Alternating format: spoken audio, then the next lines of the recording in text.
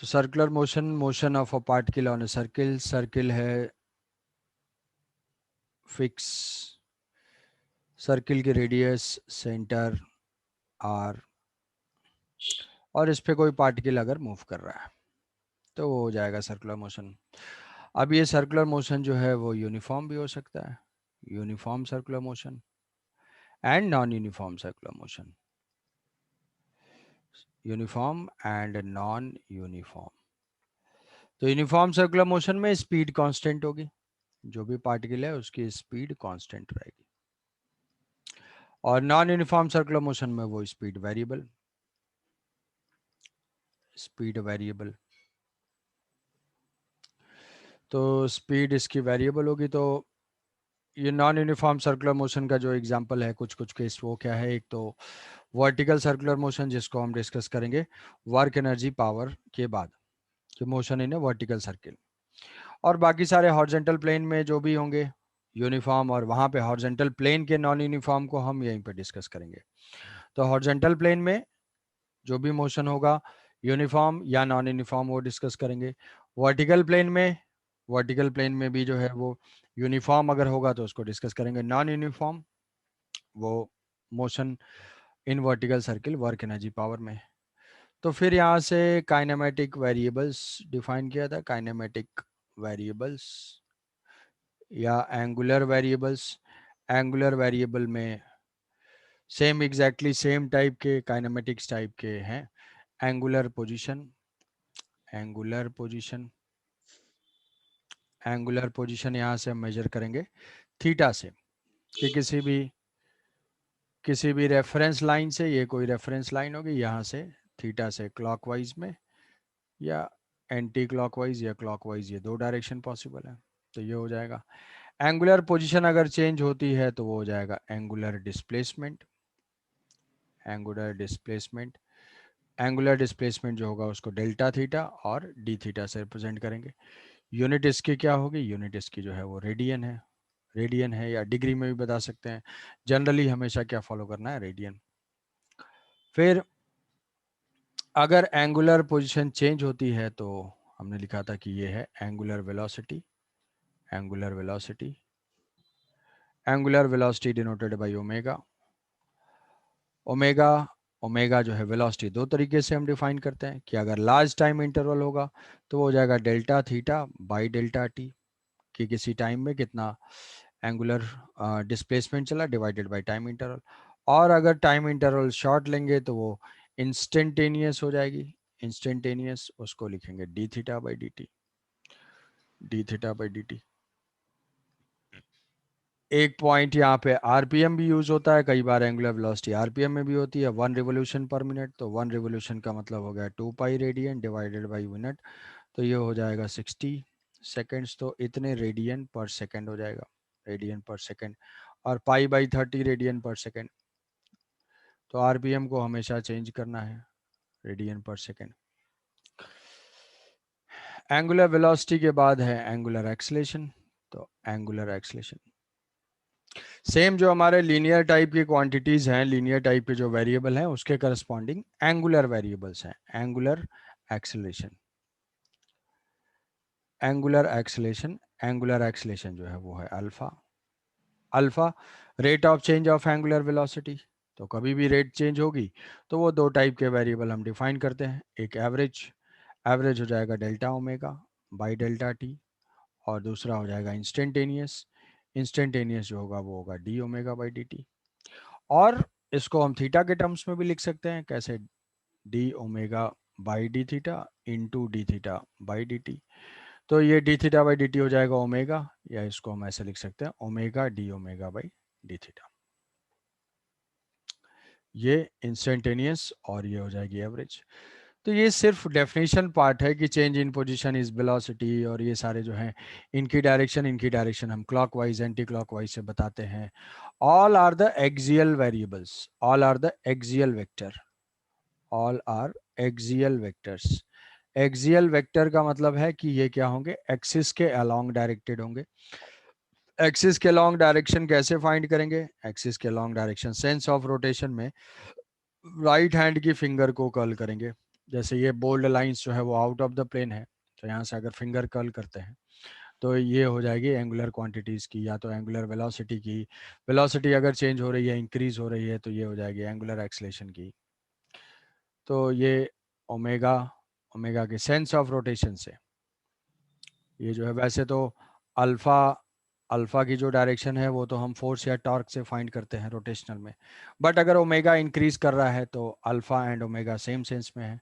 Omega अगर decrease कर रहा है, तो जैसे फैन हमने ऑन किया तो उसकी एंगुलर वेलोसिटी बढ़ रही है, तो उस केस में हम क्या बोलेंगे, alpha and omega are in same sense. और यही अगर सेंस ऑफ रोटेशन ऐसे होगा, इस सेंस में होगा, तो रोटेशन ऐसे है तो जो एंगुलर क्वांटिटीज हो जाएंगी वो डाउनवर्ड हो जाएंगी। अल्फा किसी भी सेंस में होता है, हो सकता है। अल्फा डिपेंड करता है हमारा एक्चुअल, हम देखेंगे तो किसके ऊपर, टॉर्क के ऊपर, फोर्स का टॉर्क किस सेंस में है। तो अगर alpha and omega same sense में होंगे, अगर alpha and omega are parallel, are parallel, then speed will increase, angular speed increase. Alpha and omega are anti-parallel, alpha and omega are anti-parallel, anti-parallel, तो उस case में omega decrease होगा। ये तो हुए इसके बेसिक पॉइंट। फिर इसके बाद हम इसमें देखेंगे जनरल कि अगर जो कंपैरिजन है कि हमारा लीनियर के लिए, जैसे वहाँ पे हमारा होता था कि अगर एक्सेलरेशन कांस्टेंट होता था, कांस्टेंट, और यहाँ पे अल्फा अगर कांस्टेंट है, कांस्टेंट का मतलब a is equal to some 2 है, 4 है, -2 है, तो ये कांस्टेंट होगा। वेरिएबल, वेरिएबल का मतलब है a की value some 2t, a is equal to 2x, इस फॉर्म में का है तो वो वेरिएबल होगा, उसके लिए वैलिड नहीं है। यहाँ पे भी अल्फा जो है 2 रेडियन पर सेकेंड स्क्वायर, -2 रेडियन पर सेकेंड स्क्वायर, कुछ भी हो सकता है। तो इस केस में हमारे पास ये इक्वेशंस हैं, v is equal to u plus a t, v is equal to u plus a t, s is equal to u t plus half a t square. Just एक बार इक्वेशंस थोड़ा सा मैं list down कर दे रहा हूँ, may be ये equations पता ही है। 2as, तो यहाँ पे omega is equal to omega not plus alpha t, theta angular displacement is equal to omega nought t plus half alpha t square, और यहाँ पे हो जाएगा omega square is equal to omega nought square plus 2 alpha theta.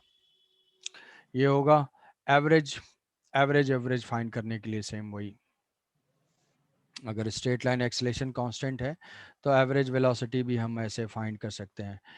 For uniform के लिए अगर constant है तो v plus u by two, v plus u by two, यहाँ पे भी अगर ये कांस्टेंट है तो उसके लिए omega plus omega naught plus omega divided by two, ये हम एवरेज फाइंड कर सकते हैं। किस केस में, सिर्फ टी। अदरवाइज एवरेज क्या है, एवरेज हमेशा क्या करेंगे, total displacement by total time. जैसे अगर मान लो यहाँ से हमें फाइंड करना है एक इक्वेशन, अगर लेते हैं ऐसे कि अल्फ़ा, अल्फ़ा अगर है सम alpha is equal to 2 theta, alpha is equal to 2 theta, तो यहाँ से अगर हमें ओमेगा फाइंड करना है तो ये होगा कि अल्फ़ा जो है, दो टाइप के वेरिएशन हमें मिल सकते हैं, अल्फ़ा टाइम का फंक्शन हो सकता है, अल्फ़ा थीटा का फंक्शन हो सकता है। तो अगर अल्फ़ा टाइम का फंक्शन होगा तो d omega by D T, यहाँ से हमें इस इक्वेशन से फाइंड करना है, ओमेगा फाइंड करना है, थीटा फाइंड करना है as a function of time t. तो यहाँ से ओमेगा फाइंड करने के लिए इसको लिख लेंगे omega d omega by D theta is equal to 2 theta. तो इसको जो है इंटीग्रेट करेंगे वेरिएबल सेपरेट करके, ये हो जाएगा 2 थीटा डी थीटा, इसका इंटीग्रेशन, तो इंटीग्रेशन ये हो जाएगा omega square by two is equal to 2 theta square by two, तो ये कैंसिल आउट होगा। Omega is equal to √2 theta, provided कि इनिशियली जो है थीटा 0 है तो ओमेगा भी 0 है, कंडीशंस, इनिशियल कंडीशंस अगर गिवन है। यहाँ से ये हो जाएगा D theta by D T, ये हो जाएगा D theta by D T, D theta by D T is equal to √2 theta, तो ये आएगा यहाँ से D theta by D theta by theta is equal to √2 into T, तो integrate करेंगे तो यहाँ से theta as a function of time आएगा L N theta is equal to √2, और ये जो है डी टी है, तो यहाँ से ये d t √2 into t, so theta is equal to e to the power √2 t. तो जनरल एक सैंपल केस हमने लिया कि ऐसा कोई भी है फंक्शन आ सकता है। अब थीटा की वैल्यू को हम यहाँ पे पुट कर देंगे, तो ये हो जाएगा √2e⁻√2t। ये हो जाएगा फंक्शन ऑफ टाइम। यहाँ से अल्फ़ा की वैल्यू है, alpha is equal to 2 theta था, तो यहाँ पे अल्फ़ा की वैल्यू को भी पुट कर देंगे, तो अल्फ़ा क्या as a function of time आ जाएगा, alpha is equal to 2e⁻√2t। तो ये था बेसिक काइनेमेटिक्स, जो वेरिएबल हैं उनके इक्वेशंस को रिलेट करने वाला, जो एग्जैक्टली हमारे काइनेमेटिक्स के जैसा है। तो वो एवरेज एवरेज के ऊपर काइनेमेटिक्स में और भी बहुत सारे वैरायटी के फंक्शन लेके क्वेश्चन हम सॉल्व करेंगे। यहाँ हम मूव करते हैं इस पे डायनामिक्स ऑफ सर्कुलर मोशन पे। Dynamics of circular motion. तो डायनामिक्स ऑफ सर्कुलर मोशन, तो सर्कुलर मोशन अगर पार्टिकल कर रहा है तो उसकी वेलोसिटी चेंज हो रही है, कि यहाँ से अगर कोई भी आर रेडियस है, तो यहाँ से अगर ये थीटा टर्न करता है, मान लिया कि ये यूनिफॉर्म सर्कुलर मोशन है, यूनिफॉर्म सर्कुलर मोशन है, तो यूनिफॉर्म सर्कुलर मोशन में अगर थीटा चेंज होता है तो ये v स्पीड से, यूनिफॉर्म सर्कुलर मोशन का मतलब है स्पीड उसकी कांस्टेंट है, स्पीड कांस्टेंट है, तो ये v स्पीड है, ये भी v स्पीड है। तो what is the displacement, displacement of the particle, linear displacement, and what is the change in velocity. तो चेंज इन वेलोसिटी, तो वेलोसिटी क्या है, वेलोसिटी का मैग्नीट्यूड यहाँ पे कांस्टेंट है, वेलोसिटी जो स्पीड है वो कांस्टेंट स्पीड से मूव कर रहा है, बट उसकी डायरेक्शन चेंज होने से वेलोसिटी चेंज होगी। तो change in velocity delta v, वो क्या हो जाएगा, final final velocity delta v is equal to final velocity minus initial velocity. तो वेक्टर्स का डिफरेंस, दोनों वेक्टर का हमें डिफरेंस लेना है, तो यहाँ से ऐसे लिख लेंगे कि वी फाइनल का स्क्वायर प्लस वी इनिशियल का square minus 2 v final into v initial cos theta का स्क्वायर रूट। ये हो जाएगा चेंज इन मैग्नीट्यूड, कि दो वेक्टर हैं, वेक्टर कोई भी चेंज हुआ, कितना वेक्टर चेंज होगा, इनिशियली इस डायरेक्शन में था, फाइनली अगर हम यहाँ से देखेंगे, इनिशियली मान लिया ये वर्टिकल है, तो क्या इसका रोटेशन थीटा डिग्री है वर्टिकल के साथ, यस ये थीटा है, तो ये 90 माइनस थीटा होगा, तो ये हो जाएगा थीटा। तो इनिशियल वेलोसिटी की डायरेक्शन ये है, फाइनली वेलोसिटी की डायरेक्शन ये है, तो ये जो वेक्टर है ये क्या होगा हमारा डेल्टा वी, ये हो जाएगा डेल्टा वी। वेलोसिटी वेक्टर में चेंज हुआ, वेलोसिटी के मैग्नीट्यूड में चेंज नहीं हुआ, बट वेलोसिटी के वेक्टर में चेंज हुआ, और ये थीटा डिग्री का है। तो यहाँ से जो डेल्टा वी आएगा, मैग्नीट्यूड पुट करोगे, ये क्या एक बार चेक करना है, क्या 2v sin θ/2 आएगा, ये हो जाएगा v² plus v² minus 2v² into cos theta, तो ये 2v² square root of 2v² common ले लेंगे, 1 - cos θ, 1 - cos θ is 2 sin² θ/2, 1 - cos θ is 2 sin² sin cos2 θ का फॉर्मूला है θ/2, तो 2 sin θ/2, तो ये हो जाएगा 2v sin θ/2 is the change in velocity. तो इसको एज अ पॉइंट याद रखना है कि अगर कोई पार्टिकल मूव करता है, थीटा डिग्री रोटेट किया, तो उसमें चेंज इतना हुआ। अब पोजीशन में कितनी चेंज है, पोजीशन में, पोजीशन वेक्टर में डिस्प्लेसमेंट अगर पूछी जाएगी, तो डिस्प्लेसमेंट क्या है, ये इनिशियल और फाइनल पोजीशन है। तो यहाँ पे भी अगर सेम देखोगे, ये आर वेक्टर है इनिशियल पोजीशन वेक्टर, ये फाइनल पोजीशन वेक्टर, तो चेंज इन वेलोसिटी जो है ये है, ये आर आर, और ये है हमारा डेल्टा आर, डेल्टा आर या बोल सकते हैं डेल्टा आर वेक्टर, डायरेक्शन उसकी ये है।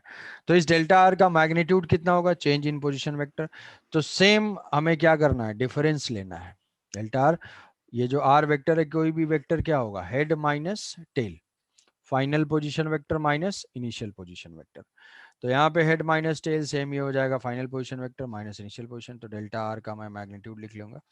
तो मैं क्विकली बस चेक करना है कि ये जो है final square plus initial square, ये फॉर्मूला कौन सा है, दो वेक्टर के डिफरेंस का, r final into cos theta, तो ये हो जाएगा 2r, ये भी आ जाएगा 2r sin θ/2,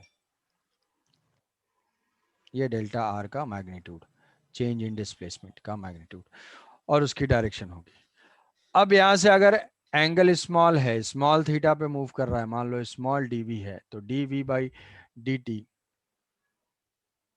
जो यहाँ पे इसके डेल्टा वी जो मैग्नीट्यूड में चेंज होने की वजह से जो वेक्टर में चेंज आया वो रिफ्लेक्ट कर रहा है। क्या स्पीड में कोई चेंज है? स्पीड में कोई चेंज नहीं है। तो जो इस पार्टिकल के पास एक्सेलरेशन होगा that is d v by D t, d v by D t. अब स्मॉल टाइम इंटरवल है तो डी थीटा भी स्मॉल होगा, तो हम यहाँ पे लिख लेंगे 2v into sine d theta by two, d theta by two divided by D t, divided by D t. तो ये जो टर्म है sine d theta by two वो स्मॉल होगा, तो sine theta is equal to theta हो जाता है, तो ये हो जाएगा v into d theta by D t, and d theta by D T is equal to angular velocity v into omega. और v into omega, what is the relation between linear velocity and angular velocity? Linear velocity जैसे यहाँ पे हम linear के लिए equation relate कर सकते हैं कि ये हो गया क्या, ये हुआ हमारा centripetal acceleration v into omega, या v आर जो भी लेंथ है arc length is equal to r into theta. तो d l by D t अगर हम इसको डिफरेंशिएट करेंगे तो d l by D t हो जाएगी velocity, linear velocity is equal to r into omega. और इसको डिफरेंशिएट करेंगे तो ये होगा acceleration is equal to r into alpha. तो ये relation between linear and angular quantities है, ठीक है, लीनियर एंड एंगुलर क्वांटिटीज। तो उनको रिलेट करेंगे तो यहाँ से v is equal to r omega, तो यहाँ पे पुट कर देंगे तो जो एक्सेलरेशन होगा उसको हम बोलते हैं सेंट्रीपिटल एक्सेलेशन, और वो हो जाएगा ओमेगा स्क्वायर आर या फिर हो जाएगा वी स्क्वायर बाई आर। यहाँ पे ओमेगा कांस्टेंट है, तो जो टेंजेंशियल एक्सेलेशन है जो कि स्पीड को चेंज कर रहा है वो टर्म जीरो होगा। तो a is equal to we square by r, and it is directed towards centre, directed towards centre, directed towards centre, centre की तरफ डायरेक्टेड है और उसका मैग्नीट्यूड है ये। अब सारे पॉइंट्स को अप्लाई करने से पहले एक बार अगर फॉर्मूलेज को, सारे फॉर्मूलेज को यहाँ पे लिख लेते हैं कि ये तो हुआ uniform circular motion. Uniform circular motion में पार्टिकल की जो है एंगुलर वेलोसिटी चेंज नहीं हो रही है, तो इसकी स्पीड चेंज नहीं हो रही है। तो ये टेंजेंशियल एक्सलेशन, इसको क्या बोलेंगे कि जो वेलोसिटी के मैग्नीट्यूड को चेंज करेगा वो है टेंजेंशियल एक्सलेशन, और जो वेलोसिटी के डायरेक्शन को चेंज कर रहा है वो है सेंट्रीपिटल एक्सलेशन। तो सेंट्रीपिटल एक्सेलरेशन और टेंजेंशियल एक्सलेशन दोनों केस में अगर यूनिफॉर्म सर्कुलर मोशन है तो यूनिफॉर्म सर्कुलर मोशन में पार्टिकल सर्कुलर पाथ पे जा रहा है और उसके पास क्या है, सेंट्रीपिटल एक्सलेशन, उसकी वेलोसिटी हो जाएगी ऐसे, और ये होगा एक्सलेशन डायरेक्टेड टुवर्ड सेंटर। तो A C is equal to we square by R और ओमेगा स्क्वायर आर। तो अगर डायनामिक समय अप्लाई करना है तो यही लिखेंगे कि ये जो सेंटीपिटल एक्सलेशन है कोई ना कोई फोर्स प्रोवाइड कर रहा होगा। कौन सा फोर्स हो सकता है? फ्रिक्शन हो सकता है, नॉर्मल रिएक्शन हो सकता है, स्ट्रिंग का टेंशन हो सकता है, स्प्रिंग हो सकता है। तो कहीं पे भी हम लिख लेंगे F is equal to M into A C, F equal to M into A C, ये होगा। और अगर नॉन यूनिफॉर्म सर्कुलर मोशन है तो नॉन यूनिफॉर्म सर्कुलर मोशन में इसके पास सेंट्रीपिटल एक्सलेशन भी होगा और टेंजेंशियल एक्सलेशन भी होगा, टेंजेंशियल एक्सलेशन। तो रिजल्टेंट एक्सेलरेशन वो किसी एंगल पे होगा। सेंट्रीपिटल एक्सलेशन क्या है? उस मोमेंट की जो स्पीड है। टेंजेंशियल एक्सलेशन क्या है? जिस रेट से स्पीड चेंज हो रही है, मतलब a इज इक्वल टू, मतलब ये है alpha r, alpha r it is equal to d v by D t, rate of change of speed. तो ये है टेंजेंशियल एक्सलेशन। तो tangential acceleration tangential force provide कर रहा होगा, तो m t is equal to M into a t. Centripetal जो है वो कोई सेंटीपिटल फोर्स प्रोवाइड कर रहा होगा। तो ये है what is the net force, net force किस डायरेक्शन में होगा? वो भी किसी एंगल पे डायरेक्टेड होगा।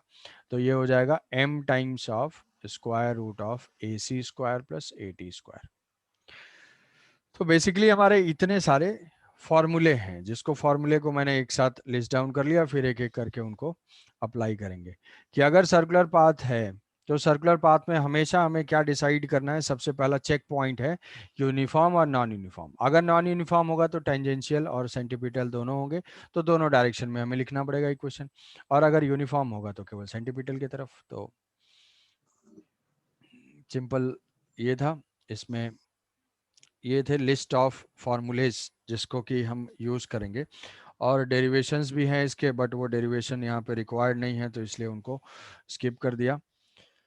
जो ज़रूरत है तो हम इसमें प्रॉब्लम से स्टार्ट करते हैं कि सपोज़ कि ये पहला, कि अगर मान लो ये 1 स्ट्रिंग से अगर ये कनेक्टेड है, स्ट्रिंग से कनेक्टेड है और ये मासेज जो है 1 kg का है, 2 kg का है और 3 kg का है, और ये रिवॉल्व कर रहा है, ये रिवॉल्व कर रहा है 1 रेडियन पर सेकेंड से, 1 रेडियन पर सेकेंड एंगुलर वेलोसिटी है और वो यूनिफॉर्म है, मतलब ये यूनिफॉर्म सर्कुलर मोशन है।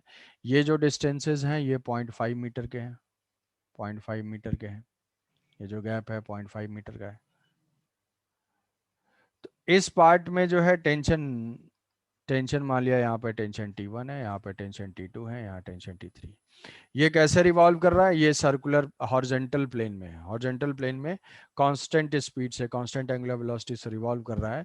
तो कौन सा टेंशन ज़्यादा होगा अगर ऑर्डर हमें लिखना हो, T1 greater than T2 greater than T3 और T3 more than T2 less than T1, इसमें से हमें अल्टीमेटली ये कंक्लूजन जो है वो दिमाग में अपने विजुलाइज करना है कि, तो टेंशन अगर हम फाइंड करेंगे, ये सारे क्या हैं, ये सारे स्ट्रिंग हैं, ये जो है स्ट्रिंग है, यहाँ पे थ्रेड, थ्रेड टाइप का मासलेस स्ट्रिंग है। तो अगर टेंशन हमें फाइंड करना है तो टेंशन के लिए फ्री बॉडी डायग्राम, तो क्या होगा भाई, आंसर्स कोई देना चाहेगा, ए T1 जो है मैक्सिमम है, ठीक है, कि अगर हम यहाँ से T3 फाइंड करेंगे, T3 के लिए, तो 3 के लिए इक्वेशन लिखेंगे यहाँ से T3 की वैल्यू कितनी होगी, T1 T2 T3 की, कैलकुलेट कर पा रहे हो तो बता दो जल्दी से। 3 यहाँ से ये है T3, net force toward center, तो ये हो जाएगा, इसके ऊपर सिर्फ T3 है, तो net force toward centre T3 is equal to mass into centripetal acceleration. क्यों सेंट्रीपिटल एक्सीलरेशन, क्योंकि ये यूनिफॉर्म है, यूनिफॉर्म है तो क्या टेंजेंशियल नहीं होगा, टेंजेंशियल नहीं होगा, ओमेगा कांस्टेंट है तो d omega by D t zero, तो अल्फा जीरो, टेंजेंशियल जीरो, तो omega square are omega square और रेडियस हो जाएगी ये 3/2, 1/3/2, तो ये टेंशन हो जाएगा 9/2, 9/2। T1 सॉरी T2 2 kg के लिए अगर हम इक्वेशन देखेंगे तो 2 kg के लिए इक्वेशन हो जाएगा यहाँ से T2, इस स्ट्रिंग में टेंशन, किसी भी पॉइंट का टेंशन क्या करता है, उस पॉइंट को पुल करता है, स्ट्रिंग जो है किसी भी पॉइंट को पुल कर रहा होगा, तो यहाँ से T2 स्ट्रिंग की टेंशन T2, और ये तो इक्वेशन क्या लिखेंगे, net force toward centre T2 minus T3 is equal to mass into acceleration, acceleration है 1 का स्क्वायर इंटू रेडियस है 1, तो ये हो जाएगा 2 न्यूटन, तो 2 न्यूटन, यस, हाँ ठीक है, तो T2 is equal to T3, T3 यहाँ पे मान लेते हैं ये कितना 9/2 मतलब 4.5, तो ये हो जाएगा 4.5 प्लस 2, ये हो जाएगा 6.5 न्यूटन, 6.5 न्यूटन। T1 फाइंड करना है तो T2 प्लस ये होगा, तो यहाँ से T1 1 kg के लिए, तो 1 kg के लिए ये T1 एंड T2, इक्वेशन लिखेंगे net force toward centre 1 minus T2 is equal to mass into acceleration omega square R, तो यहाँ से होगा ये T1 is equal to T2 plus 6.5, T2 की 6.5 है और ये आ जाएगा 0.5, तो ये हो जाएगा 7 न्यूटन। तो टुवर्ड सेंटर जो है वो इंक्रीज कर रहा है tension, toward centre tension increase करेगा, क्यों इंक्रीज कर रहा है, क्योंकि जैसे जैसे किसी भी पॉइंट के टेंशन को उस पॉइंट के बियॉन्ड, चाहे तो हम इसमें जो है एक साथ टेंशन इस पूरे मास को जो है सेंट्रीपिटल एक्सेलरेशन प्रोवाइड कर रहा है, तो मास जो है वो इंक्रीज होता जा रहा है, तो सेंटर की तरफ टेंशन की वैल्यू हमेशा इंक्रीज होगी, सेंटर की तरफ टेंशन की वैल्यू इंक्रीज होगी, तो इसमें आंसर हो जाएगा कि जैसे जैसे हम सेंटर की तरफ आएंगे स्ट्रिंग में टेंशन की वैल्यू इंक्रीज होगी। अब ये स्ट्रिंग मासलेस है तो इस स्ट्रिंग में टेंशन की वैल्यू सेम ही रहेगी, अगर कि मासलेस स्ट्रिंग है तो उसमें मासलेस स्ट्रिंग में टेंशन सेम होता है, तो यहाँ पे T3 मैक्सिमम, T1 मैक्सिमम और फिर T2 फिर T3, तो ये एक बेसिक टाइप का यूनिफॉर्म सर्कुलर मोशन पे एप्लीकेशन था। इसमें अगर किसी को कुछ डाउट, कोई पॉइंट में कोई कंफ्यूजन तो बताओ, तो फिर नेक्स्ट चलते हैं कि बेसिकली हमारा स्टार्टिंग पॉइंट होगा, ये जस्ट कुछ फन फैक्ट्स हैं जिनको याद रखना है कि डिफरेंस लेंगे तो 2v sin theta by 2, 2r sin theta by 2, centripetal acceleration, tangential acceleration, resultant acceleration, और फिर उसका application.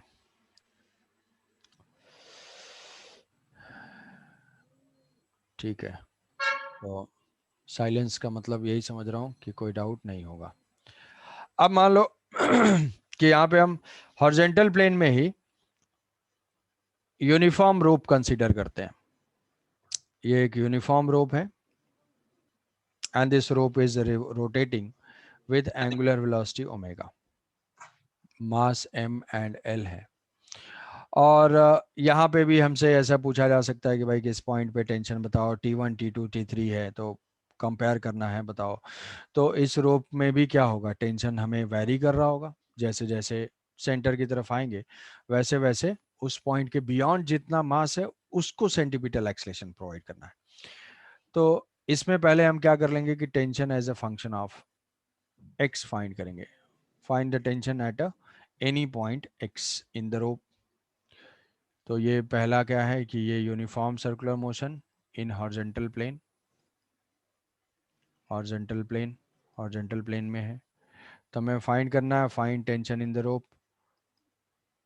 Find tension in rope as function of x, as function of x, x के फंक्शन के फॉर्म में, x distance पे कितना tension होगा।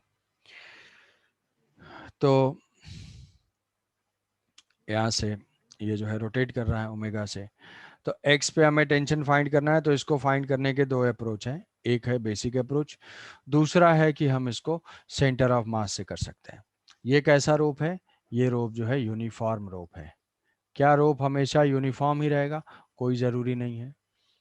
कैसे चेंज हो सकता है, ऐसा दे दिया जाए कि इसकी जो मास पर यूनिट लेंथ है वो कुछ इस इक्वेशंस के अकॉर्डिंग चेंज हो रहा है, तो फिर हम उतना डायरेक्टली नहीं लिख पाएंगे।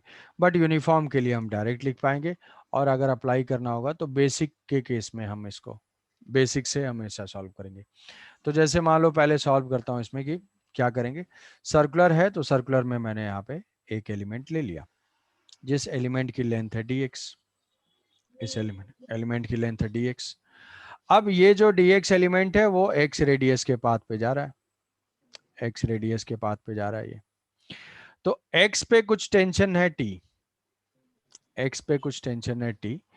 तो इस एंड पे, ये एंड क्या है, x प्लस डी एक्स है, x प्लस डी एक्स पे टेंशन क्या है, t plus D T. Incremental change मैंने मान लिया। अगर वो इंक्रीज नहीं हो रहा होगा, देखो ये मैथमेटिकल अप्रोच है ये बस, कि x पे टेंशन t तो x प्लस डी एक्स पे t प्लस डी टी, कोई भी x पे वैल्यू y तो x प्लस डी एक्स पे y प्लस डी वाई। अब अगर डिक्रीज हो रहा होगा तो अपने आप वो जो dt का टर्म होगा वो नेगेटिव आ जाएगा। बट हमें अपने हिसाब से कुछ नहीं करना, हम वेरिएबल ऐसे एज्यूम करेंगे। तो इसका मास कितना है, ये सर्कुलर पाथ में जा रहा है, सर्कुलर पाथ का रेडियस क्या है, सर्कुलर पाथ का रेडियस x है। इसका मास dm है, वो dm मास कितना हो जाएगा, लैम्डा इंटू डी एक्स। अब अगर लैम्डा चेंज होता है तो वो कहाँ इनकॉर्पोरेट होगा, वो यहीं पे इनकॉर्पोरेट होगा, कि लैम्डा की वैल्यू जो भी वैल्यू गिवन होगी वो हम वहाँ पे पुट कर देंगे। तो सर्कुलर मोशन ये एलिमेंट परफॉर्म कर रहा है तो हम लिखेंगे net force toward centre. Net force toward centre मतलब t minus T plus D T is equal to m into omega square X, D M into omega square X. तो यहाँ से देखोगे डी टी की जो वैल्यू है वो अपने आप नेगेटिव आ जाएगी, ये हो जाएगा D M omega square X. तो अच्छा ओमेगा स्क्वायर एक्स, ठीक है। तो यहाँ से आ जाएगा D T minus D T is equal to lambda D X, lambda lambda D X, D M is equal to lambda D X omega square X. तो इसको इंटीग्रेट करेंगे, minus D T is equal to lambda omega square X T X. अब इसको हमारा integrate करना है, integrate करके हम x पे कोई वैल्यूज फाइंड करेंगे। तो x की किसी वैल्यू के लिए, जैसे x इज इक्वल टू 0 से अगर हम लेते हैं तो हमें उस पॉइंट पे वैल्यू नोन होना चाहिए, समझे। जैसे यहाँ पे अपर लिमिट, दो लिमिट्स अगर पुट कर रहे हैं तो वहाँ पे एक लिमिट पे वैल्यूज नोन होनी चाहिए, अदरवाइज दोनों अननोन होंगी तो फिर हमें वो क्वांटिटी हम फाइंड नहीं कर पाएंगे। तो यहाँ से हमारे पास ऑप्शन है कि भाई x इज इक्वल टू 0 से सम x तक इंटीग्रेट करें। बट अभी तो टेंशन मुझे पता ही नहीं है, टेंशन का फंक्शन, तो इस पॉइंट पे फिर टेंशन कैसे फाइंड करेंगे। तो इस पॉइंट का टेंशन कुछ अननोन अननोन क्वांटिटी कितना है वो पता नहीं है। तो इसके लिए हम क्या कर लेंगे कि यहाँ से x is equal to L लेंगे। x is equal to L पे टेंशन मुझे पता है, कितना टेंशन है कि भाई किसी भी पॉइंट का टेंशन उस पॉइंट के बियॉन्ड जितना मास है उसको सेंटर की तरफ एक्सलेट करा रहा है। तो यहाँ पे जो फ्री एंड है, फ्री एंड पे टेंशन क्या है? फ्री एंड पे टेंशन जीरो है, क्योंकि उधर कोई मास ही नहीं है, मास नहीं है, तो उस एंड पे टेंशन जीरो है। तो हमें एक वैल्यू नोन है, एक्स पे टेंशन टी है और x is equal to L पे टेंशन क्या है? x is equal to L पे टेंशन जीरो है। तो अब यहाँ से लिमिट पुट करेंगे, dt का इंटीग्रेशन हो जाएगा t, t पे लिमिट पुट करेंगे तो जीरो माइनस टी, और यहाँ पे भी माइनस है, तो अल्टीमेटली ये इंटीग्रेट करने के बाद आ जाएगा t, और यहाँ पे लैम्डा, लैम्डा को पुट कर देंगे क्योंकि यूनिफॉर्म है, अगर नॉन यूनिफॉर्म होगा तो वो वैल्यू यहाँ पुट करेंगे। तो m by L omega square x, ये तो कांस्टेंट है इंटीग्रेशन से, x dx, x का integration x square by two, ये हो जाएगा x square by two, limit put करेंगे x टू एल, ये हो जाएगा एल स्क्वायर माइनस एक्स।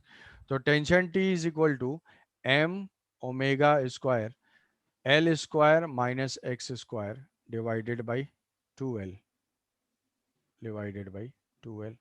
तो ये हो जाएगा हमारा टेंशन का फॉर्मूला कि this tension is equal to this much.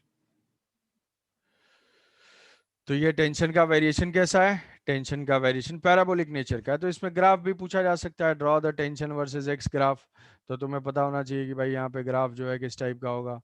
ये पैराबोलिक फंक्शन है, एक्स का स्क्वायर है, पैराबोलिक फंक्शन है, कोफिशिएंट इसका क्या है? कोफिशिएंट नेगेटिव है। नेगेटिव है मतलब किस टाइप का पैराबोला होगा? डाउनवर्ड ओपनिंग पैराबोला होगा। तो अब एक्स की वैल्यू जीरो पुट करेंगे तो वहां पे कुछ टेंशन है, x की वैल्यू जीरो पुट करेंगे तो M omega square L square by two L, L से एल कैंसिल आउट हो जाएगा, जो वैल्यू आएगी मैक्सिमम टेंशन। इसके बाद x अगर इंक्रीज कर रहा है तो धीरे धीरे टेंशन की वैल्यू डिक्रीज होगी, और finally x is equal to L पे टेंशन की वैल्यू हो जाएगी जीरो। तो ये टेंशन वर्सेस x का प्लॉट हो जाएगा, टेंशन वर्सेस x का प्लॉट कि T X graph maximum tension और मिनिमम टेंशन। दूसरा अप्रोच इसको सॉल्व करने के लिए है कि दूसरा हमें इसको सेंटर ऑफ मास से कर सकते हैं, कि प्योर रोटेशन, रोटेशनल मोशन में ये पॉइंट डिस्कस करेंगे कि अगर हमें कोई भी ऑब्जेक्ट प्योर रोटेशन कर रहा है, जैसे यहाँ पे कर रहा है कि मान लो मुझे टेंशन फाइंड करना है, alternate method by centre of mass, using centre of mass. तो ये रॉड है या रोप है, इस रोप को मैंने दो पार्ट में कट कर दिया, ऐसे दो पार्ट में एक्स पे कट किया, तो एक एल माइनस एक्स का मुझे मिलेगा, एक्स पे रोप को कट किया तो यहाँ से कितना रोप मिल रहा है? यहाँ पे है L minus x, L minus x length का है। इसकी डिस्टेंस कितनी है? इसकी डिस्टेंस है यहाँ से एक्स। ये एक्स पे टेंशन टी है, यही टेंशन फाइंड करना है। तो अब ये ऑब्जेक्ट क्या कर रहा है? इस रोप के सेगमेंट को सर्कुलर मोशन करा रहा है, सर्कुलर मोशन करा रहा है मतलब यहाँ का टेंशन जो है इस सेगमेंट को सेंटीपिटल एक्सलेशन प्रोवाइड कर रहा है। तो हम क्या लिखेंगे? Net force. तो अब अगर कोई रिजिड बॉडी का रोटेशन होता है तो किसी रिजिड बॉडी के रोटेशन के लिए अगर हम न्यूटन्स लॉज अप्लाई करते हैं तो वो किसके लिए? F is equal to M into acceleration of centre of mass, acceleration of centre of mass. तो ये तो हॉरिजॉन्टल पे है, हॉरिजॉन्टल में सिर्फ टेंशन है, तो क्या लिखेंगे? Net force tension is equal to mass of this, mass कितना होगा?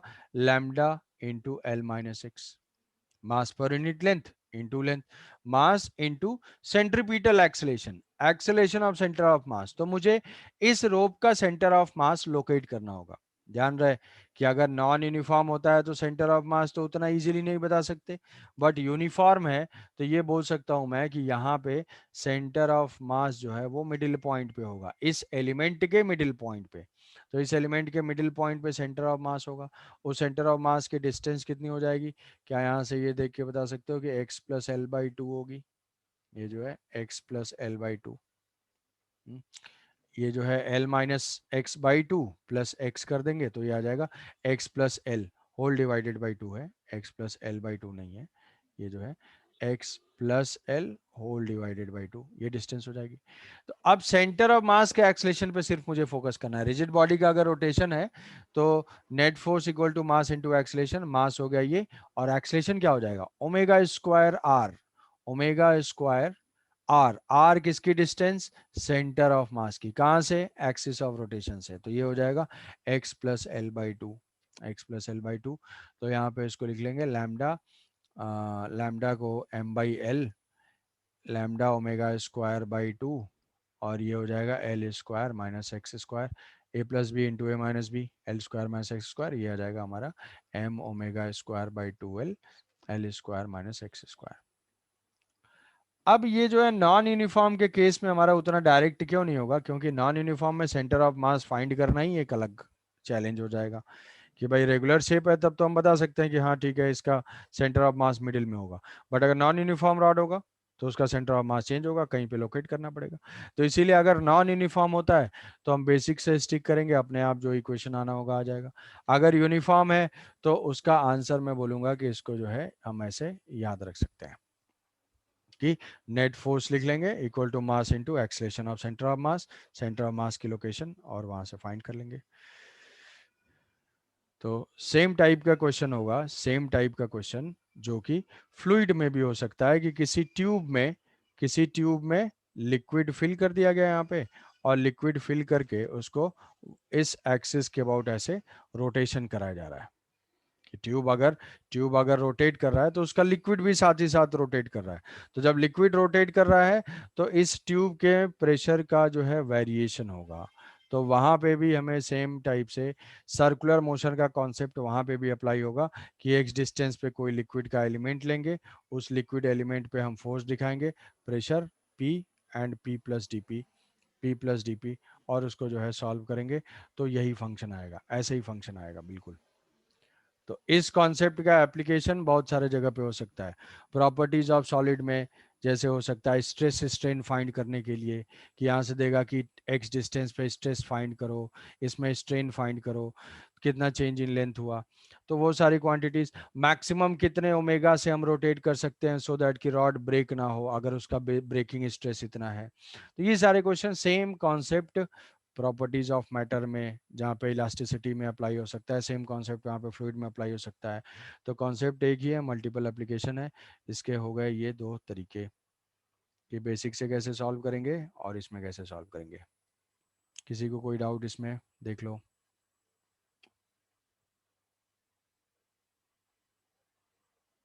कि एलिमेंट लेना और उसका जो है लिखना।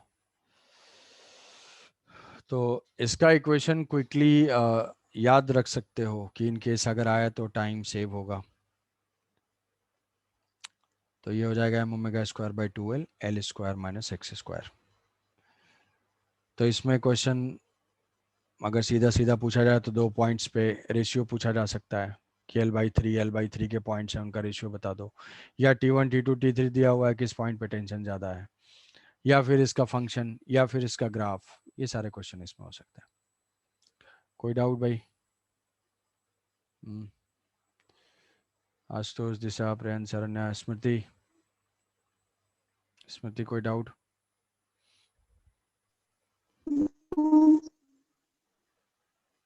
ठीक है। तो ऐसे हमने इसमें सर्कुलर को अप्लाई करके यहाँ पे फाइंड किया। अब फर्दर मान लो कि ये तो स्ट्रिंग है, दूसरा है हमारा इसका जो है कोनिकल पेंडुलम। कोनिकल पेंडुलम की कोई भी कोनिकल पेंडुलम, कोनिकल पेंडुलम। तो कोनिकल पेंडुलम क्या है, स्ट्रिंग से कोई पार्टिकल अटैच्ड है और इस वर्टिकल एक्सिस के अबाउट वो जो है रिवॉल्व कर रहा है ओमेगा से। यहाँ से एक स्ट्रिंग से ये पार्टिकल अटैच्ड है, स्ट्रिंग यहाँ पे अटैच्ड है और यहाँ से ये पार्टिकल है, और इसके अबाउट जो है किसी गिवन ओमेगा से इसका रोटेशन हो रहा है। तो मैं फाइंड करना है कि इसकी जो इक्विलिब्रियम पोजीशन पे कितने एंगल पे होगा, ये इक्विलिब्रियम पोजीशन पे क्या एंगल होगा। तो ये मान लो कि ये ऐसे ओमेगा से रोटेट कर रहा है, ऐसा ही ओमेगा से रोटेशन है और ओमेगा कांस्टेंट है। ओमेगा कांस्टेंट है तो हो जाएगा ये uniform circular motion. Uniform circular motion है तो हो जाएगा सेंटीपिटल एक्सलेशन। सेंटीपिटल एक्सलेशन किधर डायरेक्टेड होगा, सेंटर की तरफ। तो यहाँ से हमें फाइंड करना है कि ये थीटा फाइंड करो, एल अगर गिवन है और इस पार्टिकल का मास गिवन है। मास गिवन है तो ये इक्विलिब्रियम में है, तो इस पार्टिकल का जो सर्कुलर पाथ होगा वो किस प्लेन में होगा, सर्कुलर पाथ जो है वो हॉरिजॉन्टल प्लेन में है। हॉरिजॉन्टल प्लेन में जो है ये रिवॉल्व कर रहा है, तो हॉरिजॉन्टल प्लेन में रिवॉल्व कर रहा है, तो ठीक है हम इसका फ्री बॉडी डायग्राम ड्रॉ करेंगे। यहाँ से ये स्ट्रिंग में टेंशन टी है, टेंशन टी ये हो जाएगा थीटा, और ये टेंशन का कंपोनेंट टी कॉस थीटा, ये हो गया T sine theta, T sine theta, और ये है यहाँ से एम जी। तो इक्वेशन लिखेंगे टी साइन थीटा, सेंटर की तरफ कौन सा डायरेक्टेड है, सेंटर की तरफ डायरेक्टेड है ये, सेंटर की तरफ डायरेक्टेड है ये। तो T sine theta is equal to M omega square R, T sine theta component जो इसको सेंटीपिटल एक्सलेशन प्रोवाइड कर रहा है। टी कॉस थीटा क्या कर रहा है, T cos theta M G को बैलेंस कर रहा है। तो T sine theta is equal to M omega square R, R is equal to, R कितना है, आर है इसकी रेडियस, तो उसको क्या लिख सकते हैं, L cos theta L sine theta.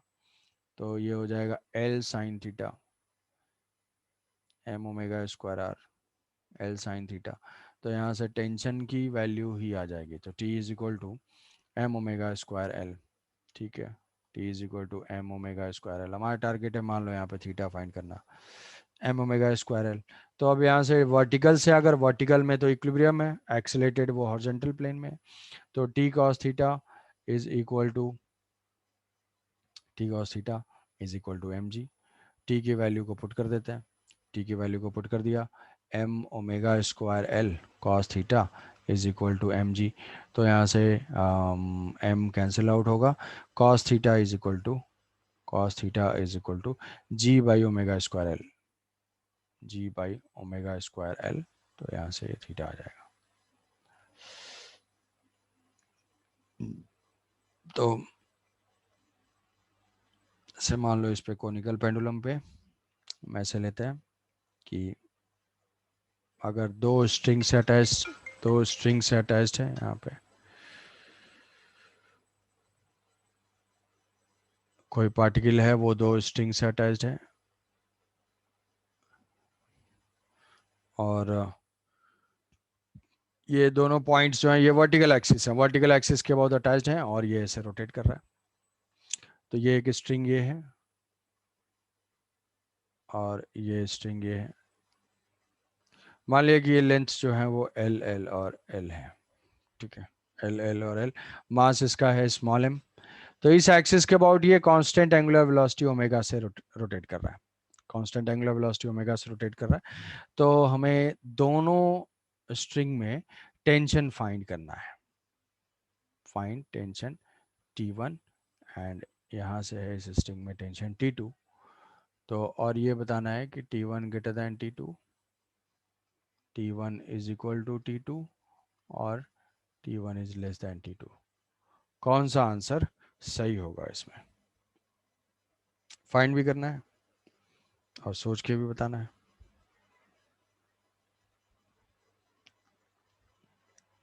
क्या लग रहा है कौन सा आंसर होगा?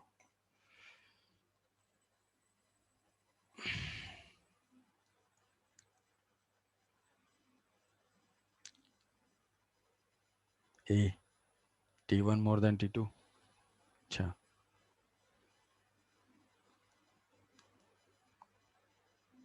B, T1 equal to T2। C, T1 less than T2। अब तीनों बोल दिए, Ashutosh A, Disha B, and Shreemay C. नहीं, C. Okay, T1 is less than T2। अच्छा,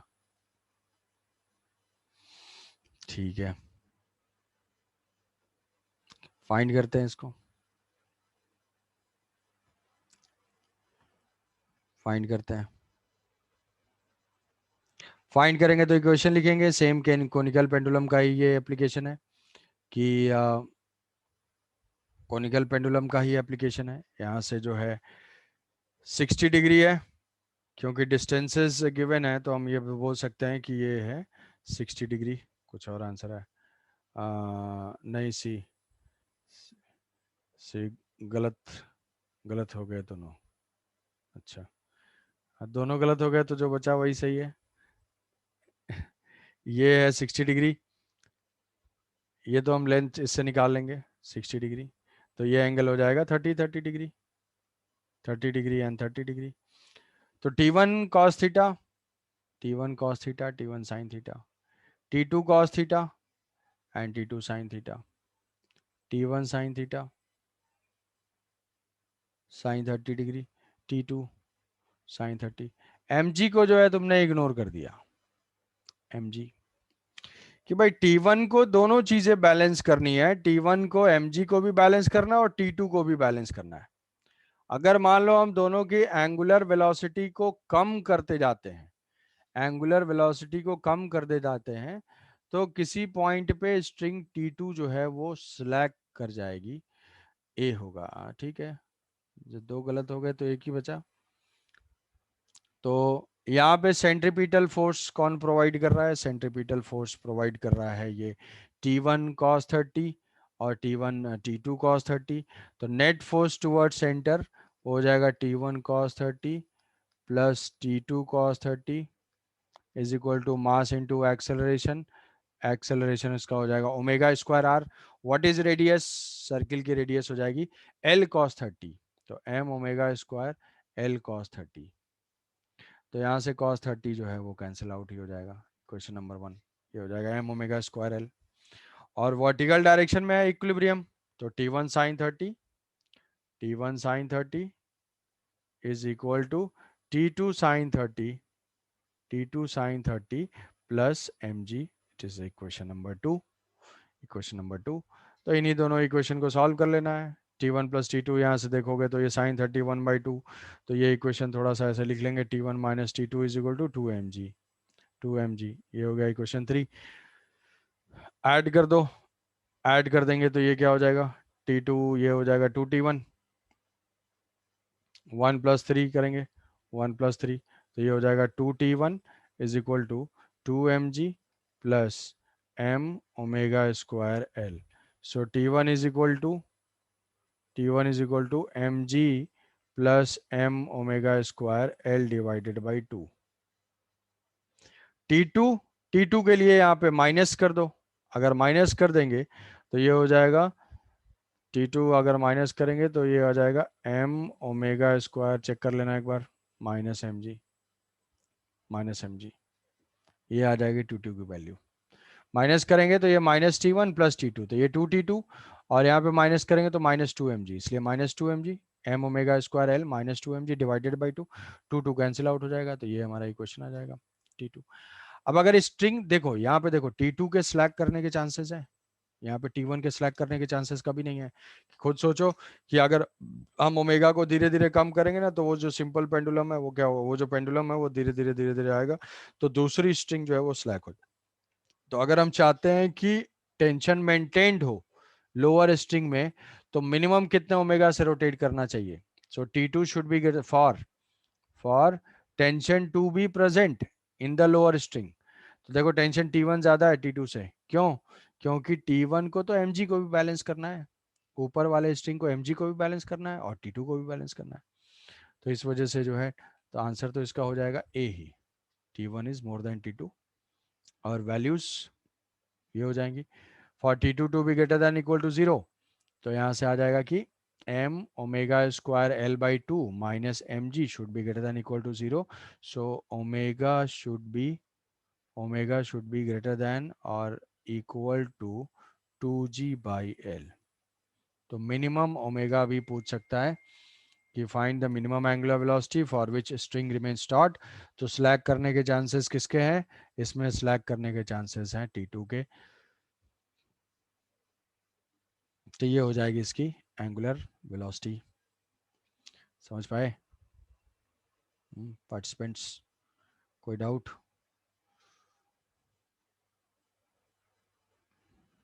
ठीक है,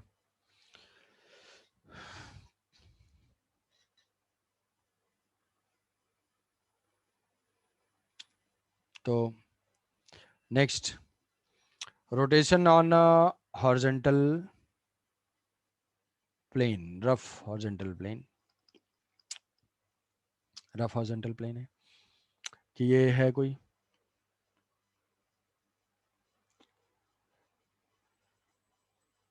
रफ हॉरिजॉन्टल प्लेन है और ये अभी ओमेगा से रोटेट कर रहा है, और इससे r डिस्टेंस पे एक ब्लॉक प्लेस्ड है। ब्लॉक का जो मास है वो है स्मॉल m। सर्कुलर प्लेटफॉर्म है, कोफिशिएंट ऑफ फ्रिक्शन म्यू है, कोफिशिएंट ऑफ फ्रिक्शन म्यू है। तो मान लो कि ये ओमेगा से रोटेट कर रहा है, ओमेगा से रोटेट कर रहा है, तो हमें फाइंड करना है कि find the minimum omega eight which block will slide. Find minimum omega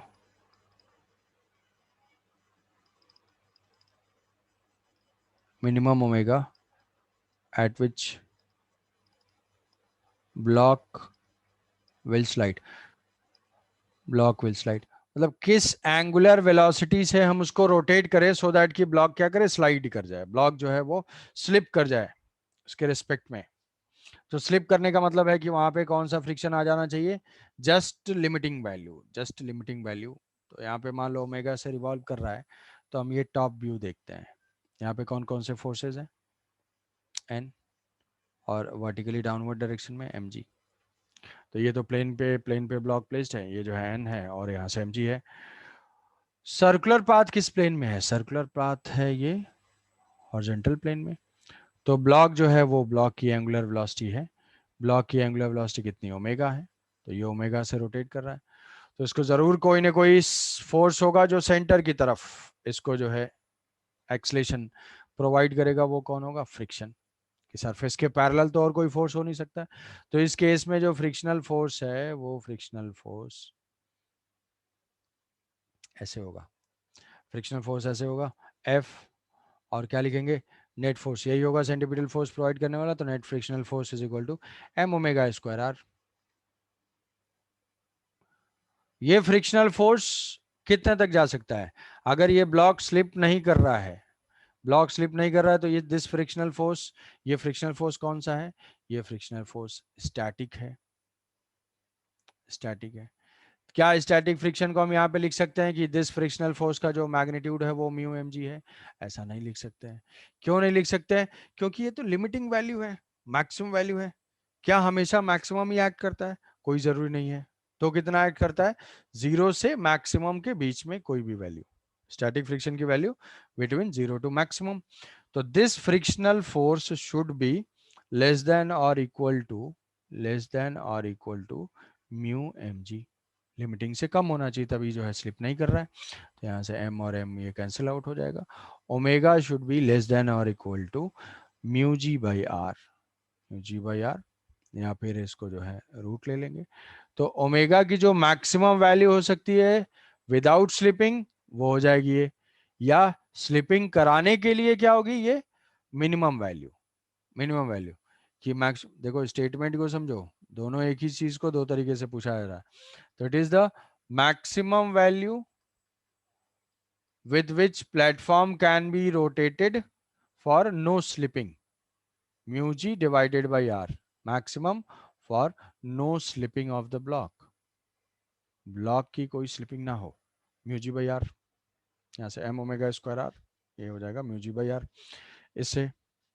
और स्लिप कराने के लिए मिनिमम है कि मिनिमम इतने से रोटेट करेंगे तो ये स्लिप कर जाएगा, समझ रहे हो। अब इसमें ये तो हमारा यूनिफॉर्म सर्कुलर मोशन है, यूनिफॉर्म ओमेगा कांस्टेंट था, तो ओमेगा कांस्टेंट था तो ये था यूनिफॉर्म सर्कुलर मोशन, और इसमें जो है वो सेंटर की तरफ एक्सलेटेड था, फ्रिक्शनल फोर्स भी इधर ही है। अब मैं ये जानना चाहता हूँ कि इसमें अगर इसका ओमेगा इनिशियली रेस्ट से अगर इसको एक्सलेट करना स्टार्ट किया, कि दिस प्लेटफॉर्म स्टार्ट्स रोटेटिंग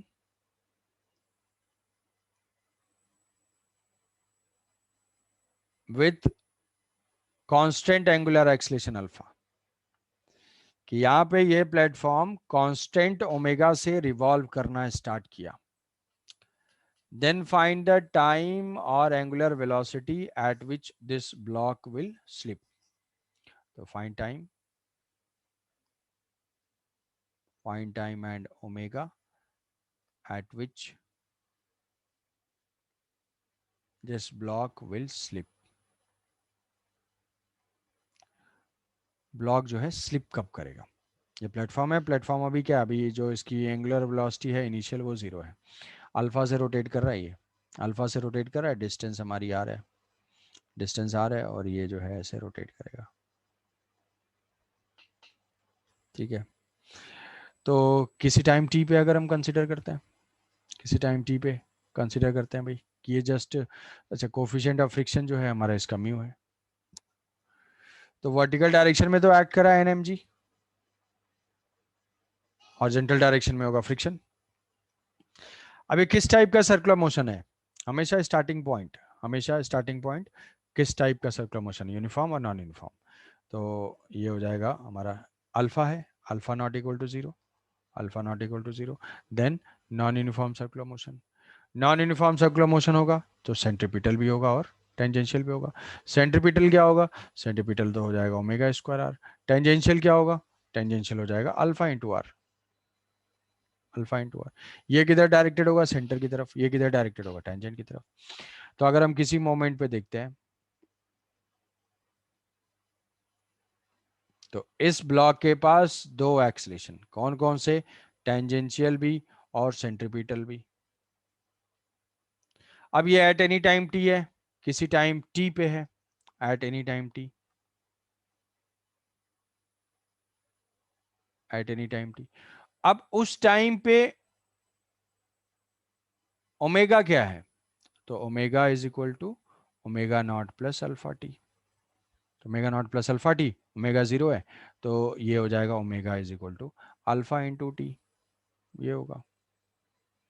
तो अब ये रिवॉल्व कर रहा है, रिवॉल्व करते करते ये भी कौन प्रोवाइड करेगा, ये प्रोवाइड करेगा फ्रिक्शनल फोर्स, ये भी कौन प्रोवाइड करेगा, ये भी प्रोवाइड करेगा frictional force.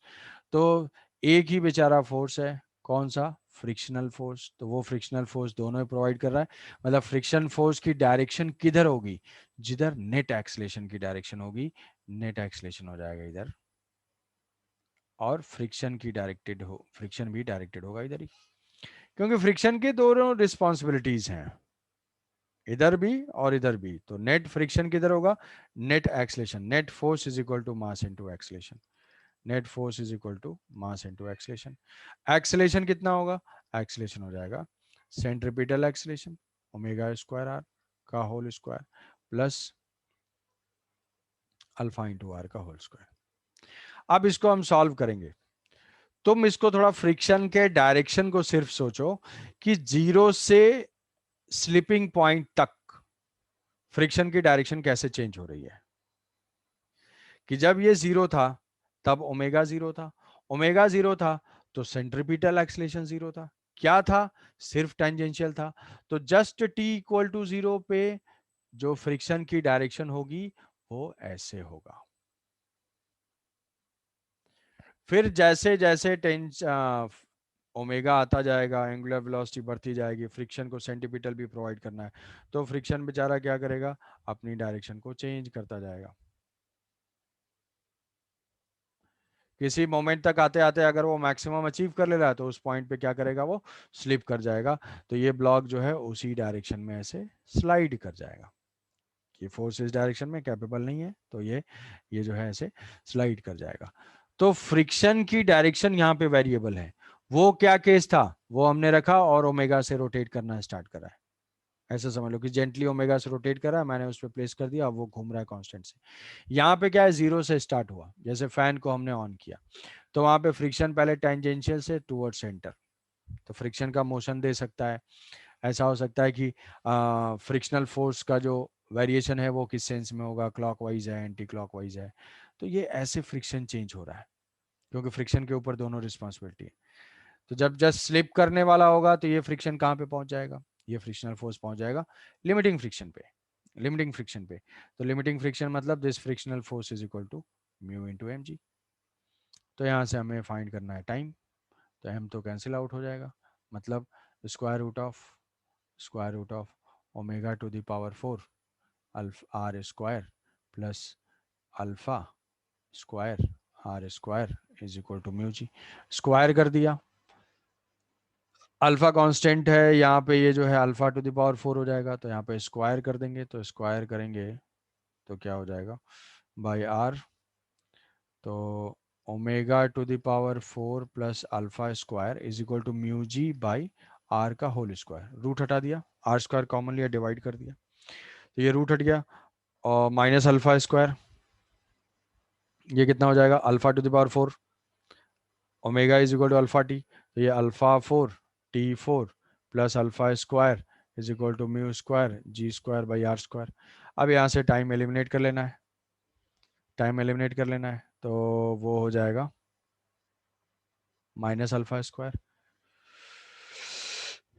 T is equal to 1/अल्फा टू द पावर 4। एक बार इसको चेक करना, mu square G square by R square minus alpha square whole divided by alpha to the power 4, तो अल्फा टू द पावर 4, तो bracket में ये आ जाएगा 1/4 और ये हो जाएगा 1/अल्फा। ये आएगी इस इक्वेशन से, सिर्फ टाइम में से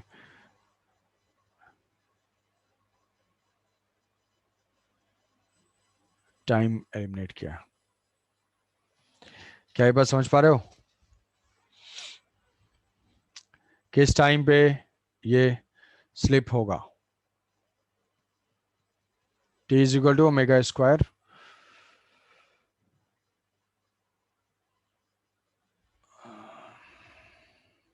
से टाइम फाइंड कर लेंगे, ओमेगा फाइंड करना होगा, omega is equal to alpha T, तो जिस ओमेगा पे स्लिपिंग होगी that omega, omega is equal to alpha T, alpha T is equal to mu square G square by R square minus alpha square whole to the power 1/4। अब यहाँ पे देखो कि जो पहले वाला ओमेगा था उस ओमेगा से ये ओमेगा कम है, मतलब जैसे मान लो पहले अगर स्लिपिंग हो रही होती 10 रेडियन पर सेकेंड पे, जस्ट एक एग्जांपल ले रहा हूं, तो अभी जो है 8 रेडियन पर सेकेंड पे ही वो स्लिप कर जाएगा। क्यों? क्योंकि बेचारा फ्रिक्शन को उधर केवल एक ही काम था, सेंटीपिटल। यहाँ पे फ्रिक्शन के दो दो टास्क हैं, सेंटीपिटल और टेंजेंशियल दोनों। तो जैसे ही वो स्टार्ट होगा वैसे फ्रिक्शन यहाँ से ऐसे चेंज करेगा, चेंज करते करते वो स्लिप कर जाएगा।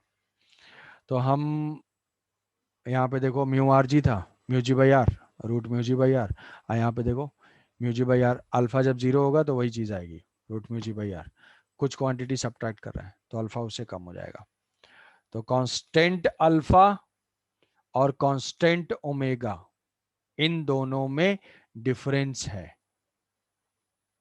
कंक्लूजन ऑफ द प्रॉब्लम, दोनों प्रॉब्लम सॉल्व कराने के पीछे जो कंक्लूजन है मेरा, तुम्हारे दिमाग में ये क्लियर होना चाहिए कि अगर प्लेट पे रख के अगर हम ओमेगा से देते हैं, जिस ओमेगा पे वो स्लिप होगा, एक्चुअल में अगर कांस्टेंट अल्फा से जाता है तो उससे कम ओमेगा पे ही स्लिपिंग हो जाएगी, because friction has two responsibilities, it provides centripetal as well as tangential both.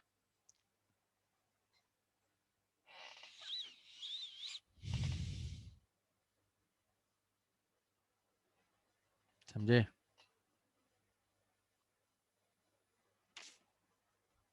देख लो कर्सरी ग्लांस,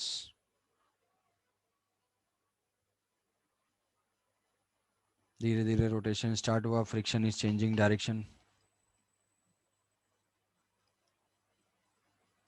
फ्रिक्शन की डायरेक्शन है।